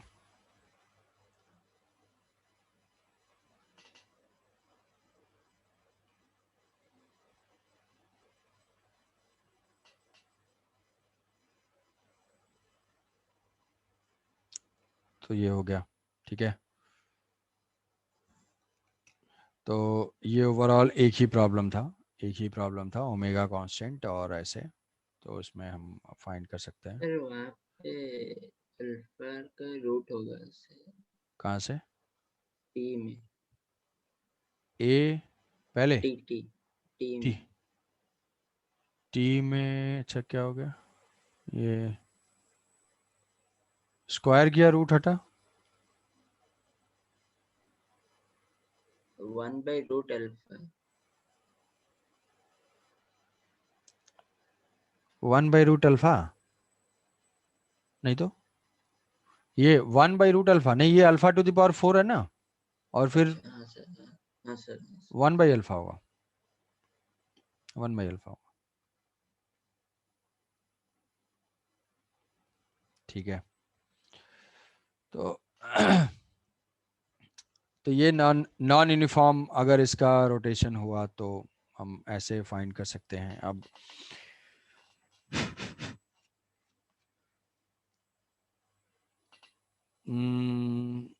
जैसे मान लो कि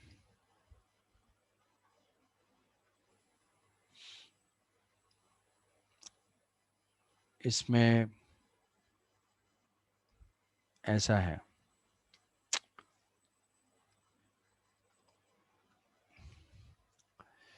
कि कोई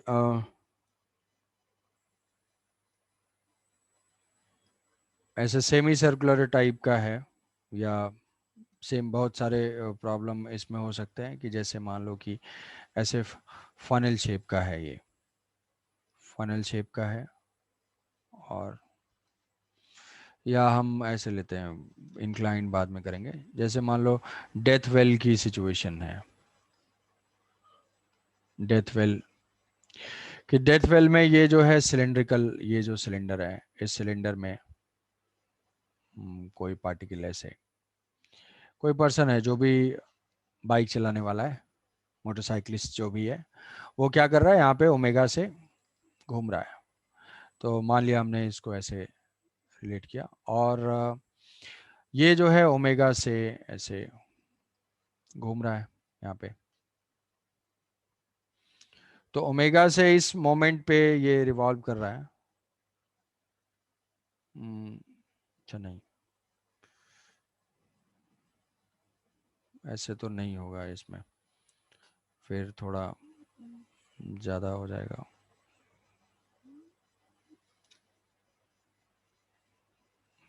ऐसा इसलिए कि क्या ये सोच सकते हो कि अगर मान लो कि वो तो एक अलग केस है इसमें, कि अगर इसमें अगर इवॉल्व कर रहा है, मान लो हम स्मूथ सरफेस लेंगे, स्मूथ सरफेस लेंगे, अगर स्मूथ सरफेस लेंगे तो यहाँ से तो ठीक है, नॉर्मल रिएक्शन ऐड कर रहा है, यहाँ से एम जी ऐड कर रहा है, तो क्या ब्लॉक ऐसे रिवॉल्व कर पाएगा? ब्लॉक का अगर रिवोल्यूशन हम ऐसे कंसिडर करते हैं तो ऐसे तो सिर्फ ये जो है सर्कुलर पाथ पे जा रहा है, आर रेडियस के सर्कुलर पाथ पे अगर जाएगा तो वो क्या होगा, नॉर्मल रिएक्शन तो सेंटीपिटल फोर्स प्रोवाइड करेगा, बट एमजी को बैलेंस करने वाला कोई है नहीं। तो एमजी को बैलेंस करने वाला नहीं है, तो स्मूथ सरफेस पे अगर लेंगे तो वो जो है स्लाइड कर जाएगा। अभी फ्रिक्शन को कंसिडर नहीं करेंगे, हम स्मूथ सरफेस ही कंसिडर कर रहे हैं, फिर फ्रिक्शन वाला भी करेंगे। तो मान लो स्मूथ सरफेस के लिए ऐसा लेते हैं कि कोई पार्टिकल है और ये ऐसे फनल शेप का है।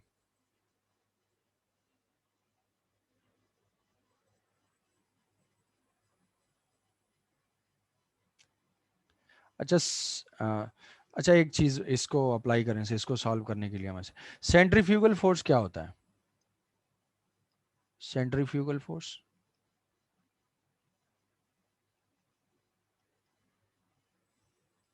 सेंट्रीफ्यूगल फोर्स, सेंट्रीफ्यूगल फोर्स क्या है? जैसे मान लो सेंट्रीफ्यूगल फोर्स तुम जानते होगे, मैं एक इक्वेशन लिख रहा हूं, उसमें बताना कि क्या गलती है। हॉरिजॉन्टल प्लेन में कोई ब्लॉक, मुझे तुम्हें समझाना है कि व्हाट इज सेंट्रीफ्यूगल फोर्स। तो इसके लिए मैं सेंट्रीफ्यूगल फोर्स को अप्लाई करके एक इक्वेशन लिख रहा हूं।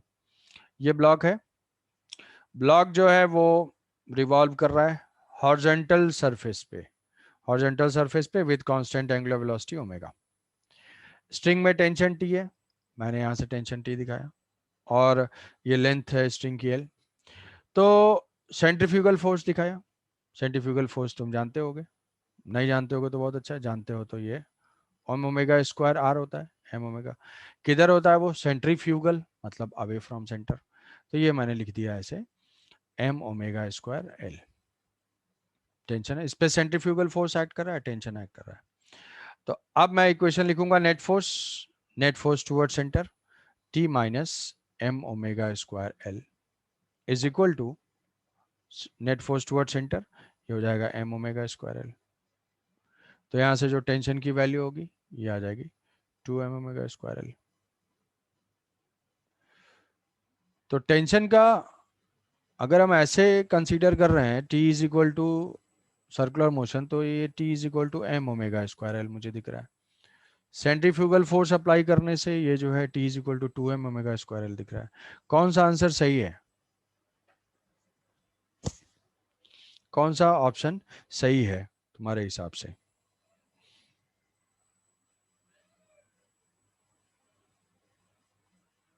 बी। बी। ए में क्या खराबी है? ऑब्जेक्ट के रिस्पेक्ट में। हाँ ठीक है, ठीक है भाई। हाँ, दिशा सरन्या सब तो बी, हाँ ठीक, सभी बी जा रहा है। ठीक है। Centrifugal force is a pseudo force in rotating frame.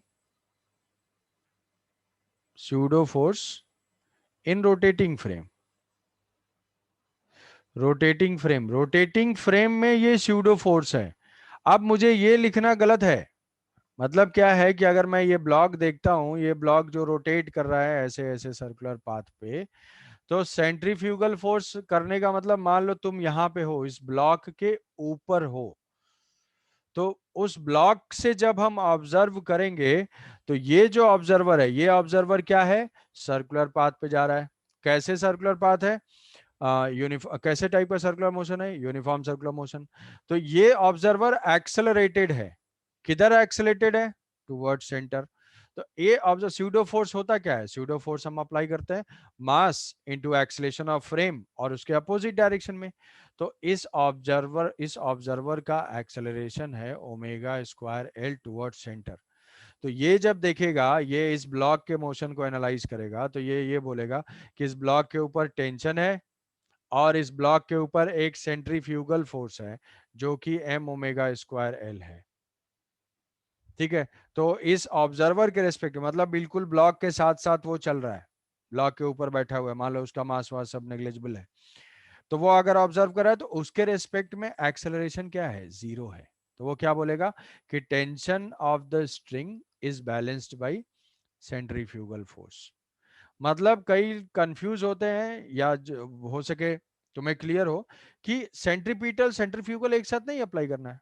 भाई ग्राउंड से हम ऑब्जर्व करेंगे तो सेंट्रीपिटल, अगर रोटेटिंग फ्रेम से ऑब्जर्व करेंगे तो सेंट्रीफ्यूगल, तो वहां पे जो एक्सेलेरेशन है वो जीरो है। ठीक है। तो ये चीज जो है हमें कभी भी नहीं अप्लाई करना है। कई बार लिखने में सेंट्रीफ्यूगल दिखा दिया और फिर नेट फोर्स टुवर्ड सेंटर करके लिख दिया, गलत हो जाएगा। ये ध्यान रहे कि सेंट्रीफ्यूगल तो रोटेटिंग ऑब्जर्वर अप्लाई कर रहा है, कहाँ पे है? वो ब्लॉक के ऊपर ही है। तो वही जब ऑब्जर्व अप्लाई कर रहा है तो वो क्या बोलेगा? वो बोलेगा कि tension is balanced by this, acceleration with respect to this observer is zero, क्योंकि वो तो ब्लॉक के साथ ही है, ब्लॉक के ऊपर ही है, वो कहीं एक्सलेट नहीं हो रहा है। तो इसके रेस्पेक्ट में रेस्ट में, इसीलिए ये आंसर गलत है, ये आंसर सही है। तो सेंट्रीफ्यूगल फोर्स या सेंट्रीपिटल फोर्स दोनों में से हम कोई एक दिखाएंगे। सेंट्रीफ्यूगल फोर्स जो स्यूडो फोर्स है रोटेटिंग के केस में। तो अब जनरली हम क्या करेंगे? सेंट्रीफ्यूगल फोर्स ही अप्लाई कर करके देखेंगे। जैसे मान लो कि यहाँ पे ओमेगा से कोई रिवॉल्व कर रहा है, ये एक कोई इंक्लाइंड फनल टाइप का है, इंक्लाइंड प्लेन है, इंक्लाइंड प्लेन है, इस इंक्लाइंड प्लेन पे कोई ब्लॉक है, और ब्लॉक क्या है? वो रिवॉल्व कर रहा है। अगर हम ऐसे स्मूथ स्मूथ सरफेस है, ये जो है फनल है, ये जो है स्मूथ है, ये स्मूथ है, स्मूथ सरफेस है, एंगल ऑफ इंक्लिनेशन थीटा है, और ये ब्लॉक क्या कर रहा है? ये इसके एक्सिस के अबाउट किसी ओमेगा से रिवॉल्व कर रहा है। मान लिया कि उसका जो रेडियस है सर्किल का, वो है गिवन है कि वो आर रेडियस पे जा रहा है। किस ओमेगा से? ओमेगा से रिवॉल्व कर रहा है, कांस्टेंट ओमेगा से। अगर रिवॉल्व नहीं करेगा तो क्या होगा? एम जी साइन थीटा की वजह से स्लाइड कर जाएगा। तो वो इस रिवोल्यूशन की वजह से ये इक्विलिब्रियम में है, यहाँ पे इस प्लेन पे है और रिवॉल्व कर रहा है। तो हमें फाइंड करना है, find the omega for which this block will not slide. Find omega. Surface smooth है, म्यू जीरो है, म्यू जीरो है। ब्लॉक मूव कर रहा है, ब्लॉक ओमेगा से। तो find omega for which block will not slide down the plane. Block is not sliding down the plane. तो down the plane जो है ये स्लाइड नहीं कर रहा है, डाउन द प्लेन ये स्लाइड नहीं कर रहा है। तो डाउन द प्लेन तो स्लाइड नहीं हो रहा है, तो ठीक है, हम क्या करेंगे? फ्री बॉडी डायग्राम ड्रॉ करेंगे। और इक्विलिब्रियम में है ये। तो हम उसी ब्लॉक के रेस्पेक्ट में ऑब्जर्व करते हैं, उसी ब्लॉक के रेस्पेक्ट में ऑब्जर्व करते हैं कि ये है ब्लॉक, ये है नॉर्मल रिएक्शन, और उसके बाद ये है उसका mg के बाद तो ब्लॉक से ही अगर ऑब्जर्व करेंगे तो सेंट्रीफ्यूगल फोर्स किधर हो जाएगा, रेडियली आउटवर्ड, रेडियली आउटवर्ड, तो ये हो जाएगा m ओमेगा स्क्वायर r। ये इक्विलिब्रियम में है, कहीं भी नहीं जा रहा है, तो हम क्या करेंगे, इसको जो है बैलेंस कर देंगे। ये जो है थीटा है, ये थीटा है, तो यहाँ से ये भी थीटा है, तो यहाँ वर्टिकल से ये थीटा हो जाएगा, तो ये हो जाएगा n cos थीटा, यहाँ पे नॉर्मल n cos थीटा, और यहाँ पे है n sin theta, n sin theta. तो इक्वेशन लिख लेंगे यहाँ पे, n sin theta, n sin theta is equal to m omega square R, m omega square R, and n cos theta is equal to mg, is equal to mg। Divide कर देंगे, tan theta equal to, दोनों equations को divide कर देंगे, तो ये हमारे पास आ जाएगा tan theta is equal to omega square R by जी। तो जो थीटा अगर गिवन है तो ओमेगा की वैल्यू हो जाएगी omega is equal to G tan theta by R का रूट, सिंगल ओमेगा। अगर इससे ओमेगा बढ़ा दिया उसने, ब्लॉक की अगर एंगुलर वेलोसिटी बढ़ जाती है तो क्या करेगा, वो अवे फ्रॉम द सेंटर, बाहर की तरफ जाएगा। क्यों? क्योंकि ये सेंट्रीफ्यूगल फोर्स बढ़ जाएगा और ये इसको बाहर की तरफ मूव करेगा, रेडियली आउटवर्ड, रेडियस उसकी बढ़ने लगेगी। और अगर ये कम करता है ओमेगा तो वो धीरे धीरे स्लाइड कर जाएगा डाउनवर्ड डायरेक्शन में। ठीक है, तो ये है। अब इसमें मान लो कि यहाँ पे फ्रिक्शन भी है, इसमें फ्रिक्शन भी है, फ्रिक्शन भी लेता हूँ, और थोड़ा सा सिचुएशन को चेंज करता हूँ सिर्फ इसलिए कि तुम एनालाइज कर पाओ कि दोनों सिचुएशन सेम है। मतलब बहुत सारे टाइप के केसेस बन सकते हैं, जैसे मान लो ऐसा दिया हुआ कि एक सेमी सर्कुलर फ्रेम है,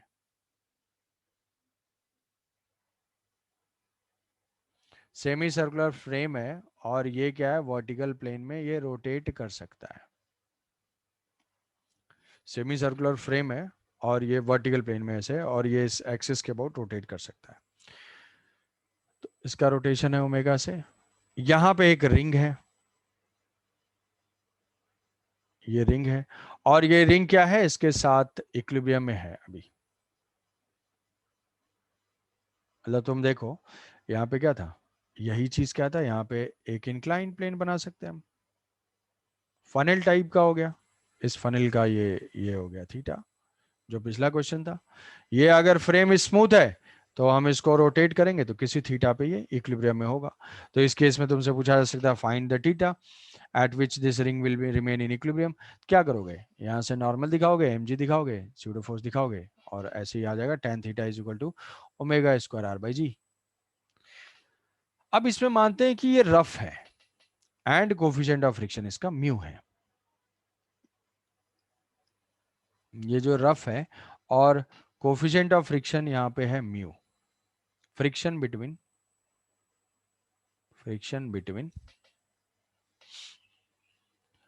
रिंग एंड फ्रेम, ये जो फ्रेम है इसके बीच में फ्रिक्शन है, तो ये रोटेट कर रहा है ओमेगा से। हमें ये बताना है कि find maximum omega, find maximum omega eight which ring will slip, ring will slip, maximum angular velocity omega जिस पे कि ये रिंग स्लिप कर सकता है, ये बताना है। तो जब रिंग स्लिप करेगा हम मैक्सिमम देखेंगे, तो पहले फ्री बॉडी डायग्राम ड्रॉ कर देते हैं। ये हमारा normal reaction, normal reaction circular frame का किधर जाएगा, सेंटर से पास करेगा, ये हो जाएगा n। ये इस रिंग का मास है स्मॉल m, जो रिंग जो कि स्लाइड कर सकता है उसके अलावा उसका मास है स्मॉल m, तो ये हो जाएगा हमारा mg।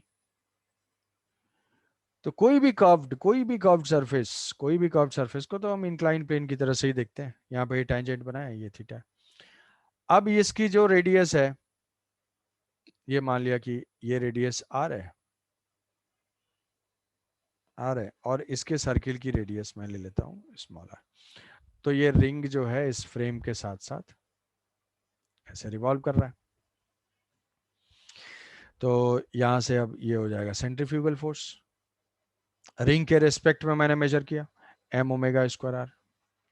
तो अब देखो, जैसे जैसे हम ओमेगा इंक्रीज करेंगे, ओमेगा इंक्रीज करेंगे तो ओमेगा इंक्रीज करने से ये सेंट्रीफ्यूगल फोर्स इंक्रीज होने लगेगा। सेंट्रीफ्यूगल फोर्स इंक्रीज होने लगेगा तो इस रिंग की किधर टेंडेंसी मूव करने की होगी, अपवर्ड, अपवर्ड डायरेक्शन में, मतलब थीटा इंक्रीज करने लगेगा, थीटा इंक्रीज करने लगेगा। तो जब थीटा इंक्रीज करेगा तो इसकी स्लिप करने की टेंडेंसी होगी अपवर्ड डायरेक्शन में। तो यहाँ पे फ्रिक्शन किधर एक्ट करेगा, फ्रिक्शन एक्ट करेगा डाउनवर्ड डायरेक्शन में, मतलब टेंजेंशियल, टेंजेंशियल। तो अगर डायग्राम थोड़ा सा ज़्यादा वो लग रहा है तो एक बार डायग्राम को बस ड्रॉ करने के लिए, फोर्सेस दिखाने के लिए, कि अगर हम ओमेगा बढ़ाते जाएंगे, ओमेगा बढ़ाने से जो है इसमें फ्रिक्शन बढ़ता जा, सेंट्रीफ्यूगल फोर्स बढ़ेगा, सेंट्रीफ्यूगल फोर्स बढ़ने से जो है फ्रिक्शन की रिक्वायरमेंट बढ़ती जाएगी। एम ओमेगा स्क्वायर आर, ये है हमारा एन, ये है थीटा, और ये है वर्टिकली डाउनवर्ड डायरेक्शन में एम जी। तो अगर यहाँ से देखते हैं तो ये क्या हो जाएगा, ये है टेंजेंट, टेंजेंट। तो टेंजेंट में तो ये हो गया 90 माइनस थीटा, तो ये 90, 90 माइनस थीटा, तो ये एंगल थीटा, तो ये एंगल थीटा।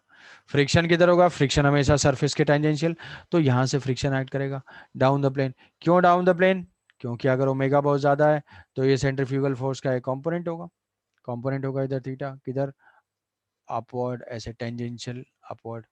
ये क्या हो जाएगा, M omega square R cos theta. ये क्या होगा, इसका एक कंपोनेंट हो जाएगा M omega square R sine theta. M G, M G को रिजॉल्व करेंगे, ये थीटा, ये 90 माइनस थीटा, तो ये theta, M G cos theta and M G sine theta, M G cos theta, और ये हो जाएगा एम जी साइन थीटा। तो जब ओमेगा बढ़ता जाएगा up the plane tangentially upward बढ़ता जाएगा, बढ़ते बढ़ते बढ़ते बढ़ते क्या होगा, स्लिप करने की टेंडेंसी आएगी। तो जब स्लिप करने की टेंडेंसी होगी तो उसमें क्या होगा, फ्रिक्शनल फोर्स जो कि डाउन द प्लेन है, डाउन द प्लेन कौन सा है, tangentially, M G sine theta plus friction. तो यहाँ से जो है जस्ट हम इक्वेशन लिखेंगे, M G sine theta along tangent, थोड़ा हिम्मत से काम लो, M G sine theta plus F is equal to M omega square R cos theta. Question number 1, in radial direction, in radial direction ये हो जाएगा n is equal to M G cos theta plus M omega square R sine theta. ये equation लिख लेंगे। At omega maximum, हाँ, G sine theta का root over, yes, at omega maximum, at omega max, omega max friction बढ़ते बढ़ते कहाँ तक जा सकता है, mu into N, mu into N की वैल्यू, यहाँ एन की वैल्यू पुट कर देंगे तो वही हो जाएगा हमारा answer, maximum omega.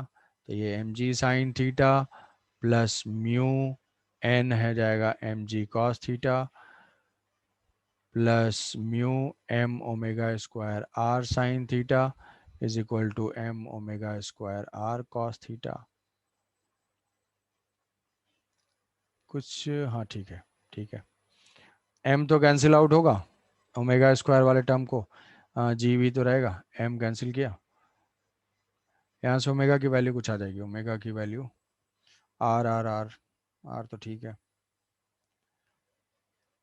Ji common, sine theta plus mu cos theta is equal to omega square R sine cos theta minus mu sine theta, इसको पुट कर देंगे तो ये हो जाएगा omega maximum is equal to G by R sine theta plus mu cos theta divided by cos theta minus mu sine theta whole to the power 1/2। कि जब बहुत तेज ओमेगा होगा तो अपवर्ड वो स्लिप करने की टेंडेंसी होगी, अपवर्ड स्लिप करने की टेंडेंसी से यहाँ से हम उसको पुट करके ओमेगा मैक्सिमम फाइंड कर लेंगे। समझे?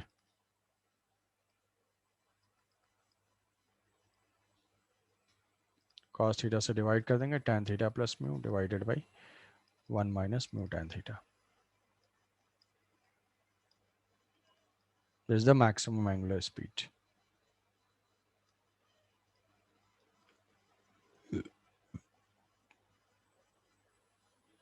ठीक है, ठीक है, आज यहीं तक रखते हैं। सर्कुलर के कई सारे क्वेश्चंस हमने देखे। ये रिंग है, रिंग के बाद ये प्लेन है, प्लेन के बाद नॉन यूनिफॉर्म सर्कुलर मोशन है, कोनिकल पेंडुलम है, रोप है, और सिंपल ये सारे उसके रिजल्ट्स हैं। तो एक बार इसको रिवाइज कर लेना है। रिवाइज करने के बाद इसके ऊपर क्वेश्चंस ट्राई करना है। असाइनमेंट्स तुम्हारे पास हैं, उस असाइनमेंट से। ठीक है, एंड किया जाए? कोई डाउट?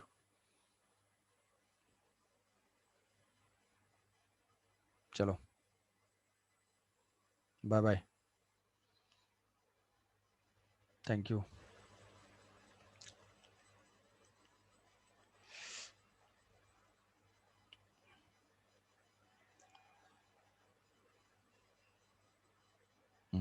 थैंक यू, चलो।